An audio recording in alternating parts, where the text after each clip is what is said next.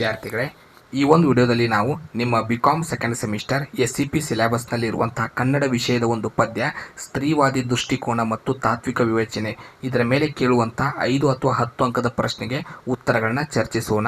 ಈ ಉತ್ತರಗಳು KUD ಅವರು ತಯಾರು ಮಾಡಿರುವಂಥ ಯೂನಿವರ್ಸಿಟಿ ಉತ್ತರಗಳನ್ನ ಚರ್ಚಿಸೋಣ. ಮೊದಲಿಗೆ ಲಿಂಗತ್ವ ಮತ್ತು ಸಮನ್ಯಾಯ ಅಂದರೇನು ಅರ್ಥವಾಗಬೇಕು. ಲಿಂಗತ್ವ ಸಮನ್ಯಾಯವು ಸ್ತ್ರೀ ಪುರುಷ ಇಬ್ಬರಿಗೂ ಸಮಾನ ಸ್ಥಾನಮಾನ ಅವಕಾಶ ಅಧಿಕಾರ ಸ್ವಾತಂತ್ರ್ಯ ಹಂಚುವುದಾಗಿದೆ. ಅಂದರೆ ಲಿಂಗತ್ವದಲ್ಲಿ ಸಮನ್ಯಾಯ ಅಂದರೆ ಇಬ್ಬರಿಗೂ ಈಕ್ವಲ್ ಆಗಿರುವಂಥ ನ್ಯಾಯ ಒದಗಿಸುವುದು. ಲಿಂಗತ್ವ ಅಂದರೆ ಇಲ್ಲಿ ಗಂಡು ಮತ್ತು ಹೆಣ್ಣಿಗೆ ಸಮಾನವಾದ ನ್ಯಾಯವನ್ನು ನೀಡುವುದೇ ಲಿಂಗತ್ವ ಸಮಾನ್ಯಾಯ. ಲಿಂಗಾನುಪಾತದಲ್ಲಿ ಗಂಭೀರವಾದ ಆತಂಕಕ್ಕೆ ಕಾರಣ ಹೆಣ್ಣು ಶಿಶು ಭ್ರೂಣ ಹತ್ಯೆ ಅಥವಾ ಅನಂತರದಲ್ಲಿ ಅದನ್ನು ಹೊಸಕಿ ಹಾಕುವ ಹಲವು ಪದ್ಧತಿಗಳು. ಅಂದರೆ ಈಗಿರುವಂಥ ಗಂಡು ಮತ್ತು ಹೆಣ್ಣಿನ ಸಂಖ್ಯೆಯಲ್ಲಿರುವಂಥ ವ್ಯತ್ಯಾಸಕ್ಕೆ ಕಾರಣ ಹೆಣ್ಣು ಭ್ರೂಣ ಹತ್ಯೆ.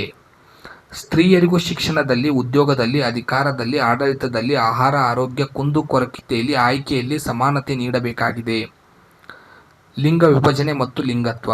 ಮನುಷ್ಯ ಹುಟ್ಟಿನಾಗಿನಿಂದ ದೈಹಿಕವಾಗಿ ನಿಸರ್ಗದತ್ತವಾಗಿ ಹೆಣ್ಣು ಗಂಡು ಎಂಬ ದೇಹ ರಚನೆ ಹೊಂದಿರುತ್ತಾನೆ. ಜೈವಿಕವಾಗಿ ಸಂತಾನೋತ್ಪತ್ತಿಗೆ ಪೂರಕವಾಗಿ ಅನುಕೂಲವಾಗುವಂತೆ ರಚನೆಯಾಗಿರುತ್ತದೆ.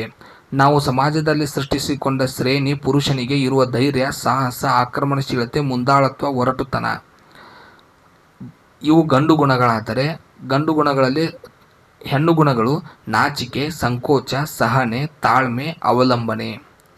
ಗಂಡಸರಿಗೆ ತೋಳ್ಬಲ ಹೆಚ್ಚು, ಹೆಂಗಸರಿಗೆ ತೋಳ್ಬಲ ಕಡಿಮೆ ಇರುವುದರಿಂದಾಗಿ ಭೇದ ಭಾವ ಮಾಡಲಾಗುತ್ತಿದೆ. ಗಂಡಸರು ಆಳಬೇಕಾದರೆ ಹೆಂಗಸರು ಆಲಿಸಿಕೊಳ್ಳಬೇಕಾದವರಾಗಿದ್ದಾರೆ ಎಂಬ ಭಾವನೆ ಮೂಡಿದೆ. ಇದನ್ನು ನೋಡಿದರೆ ನಗರಗಳಲ್ಲಿ ಕಂಪ್ಯೂಟರ್ ಮುಂದೆ ಕೆಲಸ ಮಾಡುವ ಪುರುಷನಿಗಿಂತ ಹಳ್ಳಿಯಲ್ಲಿ ವಾಸಿಸುವ ಲಂಬಾಣಿ ಗುಡ್ಡಗಾಡು ಸಮುದಾಯದ ಮಹಿಳೆಯರಿಗೆ ತೋಳ್ಬಲ ಹೆಚ್ಚಿರುತ್ತದೆ. ಹೆರುವ ಶಕ್ತಿ ಹೊಂದಿರುವ ಸ್ತ್ರೀ ನೀತಿ, ನಯ, ವಿನಯ, ತಾಳ್ಮೆ, ಸಹನೆ ಅವಳಿಗಿರುವ ಈ ಗುಣಗಳಿಂದಲೇ ಅವಳು ಹಿಂದೆ ಉಳಿದಿದ್ದಾಳೆ. ಪುರುಷತ್ವ ಮತ್ತು ಸಾಮಾಜೀಕರಣ. ಪುರುಷತ್ವ ಅನ್ನುವುದು ಅಂಬಿ ಆಗಿರುವುದಾಗಿದೆ, ಅನ್ಯಾಯದ ವಿರುದ್ಧ ಹೋರಾಡುವುದಾಗಿದೆ, ಧೈರ್ಯದಿಂದ ಇರುವುದಾಗಿದೆ, ಸ್ತ್ರೀಗೆ ರಕ್ಷಣೆ ಕೊಡುವುದಾಗಿದೆ, ಸಾಹಸಗಳನ್ನು ಪ್ರದರ್ಶಿಸುವುದಾಗಿದೆ, ಮುಂಗೋಪ ಹೊಂದಿರುವುದಾಗಿದೆ. ಸಾಮಾಜೀಕರಣ. ವ್ಯಕ್ತಿಗಳನ್ನು ಸಮಾಜಕ್ಕೆ ಯೋಗ್ಯರನ್ನಾಗಿ ಮಾಡುವುದೇ ಸಮಾಜೀಕರಣವಾಗಿದೆ. ಸಮಾಜೀಕರಣ ಒಂದು ಕೃತಕ ವ್ಯವಸ್ಥೆಯಾಗಿದ್ದು ಸ್ತ್ರೀ ಪುರುಷರ ಗುಣಗಳನ್ನು ಅವರಲ್ಲಿ ತುಂಬಿ ಬೆಳೆಸುವುದಾಗಿದೆ. ಲಿಂಗತ್ವದ ಪಡಿಯಚ್ಚು. ಗಂಡಸು ಹೆಂಗಸಿನಲ್ಲಿ ಗುಣಗಳನ್ನು ಹತ್ತಿಕ್ಕುವುದು, ಹೆಂಗಸಿನಲ್ಲಿ ಬರಬಹುದಾದ ಧೈರ್ಯ, ಸಾಹಸ, ಸ್ವಾವಲಂಬನೆ ಗುಣಗಳನ್ನು ಹತ್ತಿಕ್ಕುವುದು, ಪುರುಷರಲ್ಲಿ ಬರಬೇಕಾದ ತಾಳ್ಮೆ, ಕರುಣೆ, ಸಹನೆ ಗುಣಗಳನ್ನು ಹತ್ತಿಕ್ಕುವುದಾಗಿದೆ.